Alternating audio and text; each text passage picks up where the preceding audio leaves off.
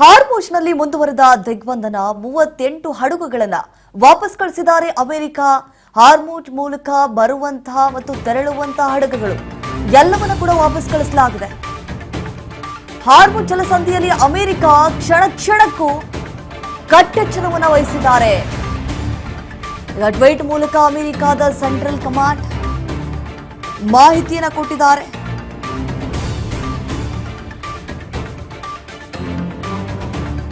ನೋಡಿ, ಟ್ವೀಟ್ ಮೂಲಕ ಅಮೆರಿಕದ ಸೆಂಟ್ರಲ್ ಕಮಾಂಡ್ ಮಾಹಿತಿಯನ್ನ ಕೊಟ್ಟಿದ್ದಾರೆ. ಏನೆಲ್ಲ ಆಗ್ತಾ ಇದೆ ನಿಜ ನಿಜಕ್ಕೂ ದಿನ ಈಗಾಗಲೇ ಕ್ಷಣ ಕ್ಷಣಕ್ಕೂ ಕಟ್ಟೆಚ್ಚರವನ್ನ ಅಲ್ಲಿ ವಹಿಸಲಾಗಿರುವಂತದ್ದು. ನೋಡಿ, 38 ಹಡಗುಗಳನ್ನ ವಾಪಸ್ ಕಳಿಸಿದ್ದಾರೆ ಅಮೆರಿಕ.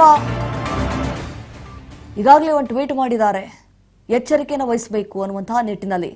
ಹಾರ್ಮುಜ್ನಲ್ಲಿ ಈಗಾಗಲೇ ದಿಗ್ಬಂಧನ ಕೂಡ ಮುಂದುವರೆದಿದೆ, ಅದನ್ನು ಇನ್ನೂವರೆಗೂ ತೆರವುಗೊಳಿಸಿಲ್ಲ. 38 ಹಡಗುಗಳನ್ನ ವಾಪಸ್ ಕಳಿಸಿದ್ದಾರೆ. ಯಾವುದೇ ಸಂದರ್ಭದಲ್ಲಿ ಏನಾದರೂ ಆಗಬಹುದು ಅನ್ನುವಂತಹ ನಿಟ್ಟಿನಲ್ಲಿ ಮತ್ತೆ ದಾಳಿ ಆಗ್ಬಿಟ್ರೆ ಕಷ್ಟ. 33 ಕಿಲೋಮೀಟರ್ ಇರುವಂತಹ ಈ ಹಾರ್ಮುಜ್ ಜಲಸಂಧಿ ಏನಿದೆ ಅಲ್ಲಿ, ಈ ಹಡಗುಗಳನ್ನ ಸುಸೂತ್ರವಾಗಿ ಓಡಾಡೋದಕ್ಕೂ ಕೂಡ ಬಹಳ ಕಷ್ಟ ಆಗತ್ತೆ.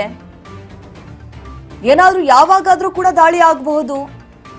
ಹಾಗಾಗಿ ಹಾರ್ಮುಜ್ ಮೂಲಕ ಬರುವಂತಹ ತೆರಳುವಂತಹ ಹಡಗುಗಳು ಅವೆಲ್ಲವನ್ನ ಕೂಡ ಈಗ ನಿಲ್ಲಿಸಲಾಗಿದೆ.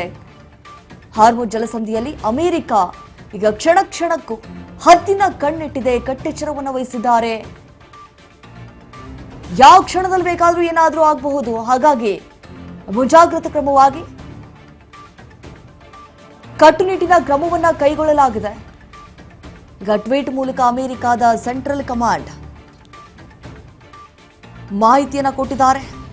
ಇರಾನ್ ಮತ್ತು ಇಸ್ರೇಲ್ ನಡುವೆ ಆಗ್ತಾ ಇರುವಂತಹ ಯುದ್ಧ ನಿಜಕ್ಕೂ ಭಯಭೀಕರವಾಗಿರುವಂಥದ್ದು.